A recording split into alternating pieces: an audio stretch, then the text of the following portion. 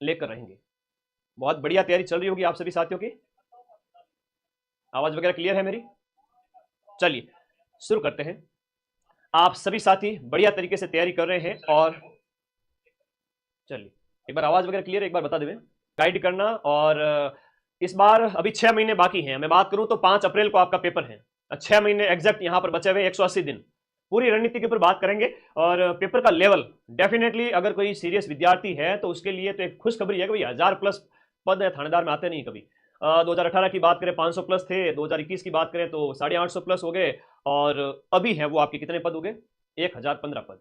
तो इतने ज्यादा पदों पर वैकेंसी दोबारा कभी आएगी नहीं थानेदार की। मैं फिर से कह रहा हूं, लग जाइए। और बात करें सर सेफ स्कोर वगैरह कितना होता है, तो ऑल मतलब ऑन एन एवरेज अगर कहें तो 300 के आसपास जो नंबर होते हैं ना वो सेफ माने जाते हैं फाइनल सिलेक्शन के लिए। और जनरल वर्ग वाले वगैरह बच्चे हैं उनके लिए 300 नंबर लाने वाले पूरे राजस्थान में आपको 300 स्टूडेंट भी नहीं मिलेंगे। ठीक है, 300 नंबर लाने वाले 300 स्टूडेंट भी नहीं मिलेंगे। मैं इसके ऊपर पूरी डिटेल में बात करूंगा सेफ स्कोर वगैरह के बारे में। एक मैंने वीडियो बनाया हुआ है कि सिर्फ इतने नंबर लाने पर बनते हैं थानेदार, 2 लाख के लगभग बच्चों ने देखा। इसमें मैंने सारी की सारी कट ऑफ बताई है, पिछली वाली जो है आपके इंटरव्यू वगैरह के बाद की अंतिम कट ऑफ है वो, और फिजिकल के लिए कितनी है, फिर इंटरव्यू के नंबर जुड़ करके फाइनल कितनी गई थी। मोटा मोटी बता देता हूं कि 2018 के अंदर जो गई थी वो जनरल की जो कट ऑफ है वो 300 नंबर पे फाइनल सिलेक्शन हुआ था, और 2021 के अंदर ये 325 के लगभग आपका सिलेक्शन हुआ था। ठीक है, 450 में से। और एक वीडियो मेरा ये भी है जहां पर आपके थानेदार के फिजिकल और रिटन एग्जाम, फिजिकल एग्जाम और इंटरव्यू सब की जानकारी दी हुई है, तो वहां पर देख लीजिएगा। आज थोड़े अलग मुद्दे पर बात करेंगे। सबसे पहले वर्तमान में आरपीएससी के जो एग्जाम के पैटर्न है वो चेंज हो रहे हैं, वो आप लोग देख रहे हैं। कोविड का जो दौर था 2020 तक, 15 से 20 वाला, वो पेपर फैक्चुअल आते थे, सीधे सीधे आते थे, ट्रेडिशनल क्वेश्चन थे। ट्रेडिशनल का मतलब ये हुआ कि वहां पर क्या होता था कि मतलब सीधे सीधे क्वेश्चन पूछ लिए जाते थे। हिंदी की मैं बात करूं तो वही सेम टू सेम शब्दावली टाइप पूछ ली जाती थी, वन वर्ड हो गए, चाहे आपके वहां पर वो पारिभाषिक शब्दावली हो गई, मुहावरे वगैरह। आज के टाइम में तो नए नए टाइप के मुहावरे आ रहे हैं। आज के टाइम में आपको नए नए प्रकार के उदाहरण देखने को मिलेंगे। तो वो चीजें हैं, तो उसके लिए आपको तैयार रहना। अच्छा, जीके के प्रश्नों में भी नए तरीके के प्रश्न आपको देखने को मिल रहे हैं, तो उनके ऊपर बात करेंगे। एक सब इंस्पेक्टर की तैयारी करने वाले मेरे सभी दोस्तों को एक बात बोलना चाहूंगा कि आप थानेदार की अगर तैयारी कर रहे हैं ना, तो आप लोग गांठ बांध लीजिएगा। आपके पास में ईओआरओ वाला पेपर जो जीके वाला है अभी जो हुआ था, जो है लास्ट वाला, वो फर्स्ट ग्रेड 2025 वाला, ये आपका यहां पर है ना, ये आपका फर्स्ट ग्रेड 2025 जो जून में हुआ था। सेकंड ग्रेड वाला जो अभी खत्म हुआ है जस्ट सितंबर में, वो वाला पढ़ लेना। जीके के 4-5 पेपर है, इसमें भी जीके के 4-5 पेपर है। डिप्टी जेलर वाले पेपर को तो घोट के पी जाना उसके ट्रेंड को। और मैं वो बताने लाया आया हूँ, वो पेपर आपको बताऊंगा, तब आपको पता चलेगा कि वास्तव में सर पोथी पढ़ पढ़ जग मुआ, सिलेक्शन भयानक हो, या पीवाईक्यू का ट्रेंड देख लो, तुरंत सिलेक्शन हो। ठीक है, और एसआई टेलीकॉम का जो अभी आयोजित होगा, ये जितने पेपर है ना, आप लोगों ने अगर ये निकाल लिए ना, तो फिर आपका थानेदार में श्योर सिलेक्शन है। मैंने कहा ना 300 नंबर लाने वाले 300 स्टूडेंट भी नहीं है पूरे राजस्थान के अंदर, क्यों डरते हो? आपका सिलेक्शन है।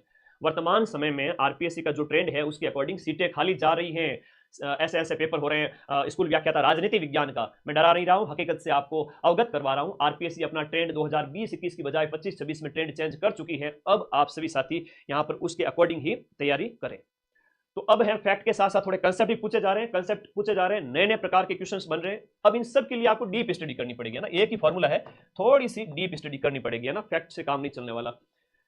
लेंदी पेपर जरूर आप एक चीज ध्यान रखें, लेंदी पेपर का, पेपर काफी लेंदी आने लगे। एक उदाहरण देता हूं, 60 से ज्यादा पेज का लेंदी पेपर आया था फर्स्ट ग्रेड के अंदर, अभी 150 प्रश्न का, सिर्फ 150 प्रश्न का 60 से ज्यादा पेज, जहां पर 226 सीट में से आरपीएससी के पॉलिटिकल साइंस के व्याख्याता परीक्षा के अंदर सिर्फ और सिर्फ 6 कैंडिडेट पास हुए, और वो भी बमुश्किल 40% ला करके। तो यहाँ पर 36% का क्राइटेरिया भी है सब इंस्पेक्टर में, अंदर आपको 200 में से 72 नंबर तो लाने पड़ेंगे। ठीक है, वो भी हैं, वो नहीं लाते हैं तो फेल घोषित हो जाते हैं, लेकिन इतने नंबर आ जाएंगे, मुझे पूरा भरोसा है। तो पेपर थोड़े से आपके फैक्ट से कंसेप्ट की ओर जा रहे हैं, लेंदी आने लग गए हैं, ये आप यहाँ पर देख चुके हैं। फर्स्ट ग्रेड सेकंड ग्रेड के पेपर को देख लेना बहुत अच्छे तरीके से, मैंने यूट्यूब पर भी डाल रखे हैं। ठीक है, थी यहाँ पर 325 का सेफ मतलब कट ऑफ गई थी।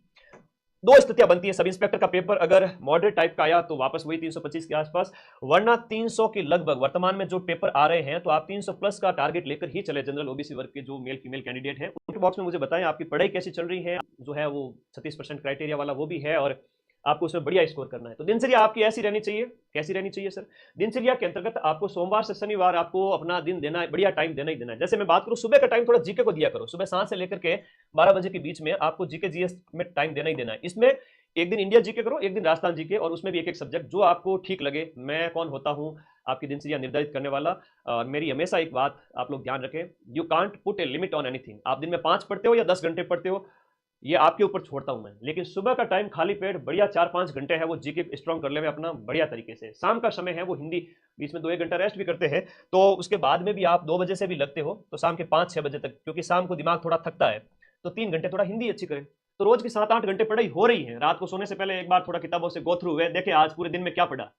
संडे को कुछ भी नया नहीं पढ़ना है, जो 6 दिन में पढ़ा उसका रिवीजन करना है। कोई कितना भी होशियार है, अपने आप को कितना 30 मार्क का समझ रहा है कि सर मेरे को तो सब कुछ आता है, तो भैया अगर आप रिवीजन नहीं करोगे ना तो आप पिछड़ जाओगे। तो संडे को आपको कुछ भी नई किताब नहीं उठानी है, जो 6 दिन में पढ़ा है कि भाई आपने इंडियन ज्योग्राफी के अंदर देखा है कि भौतिक प्रदेश पढ़े हैं तो वापस रिवीजन करिए।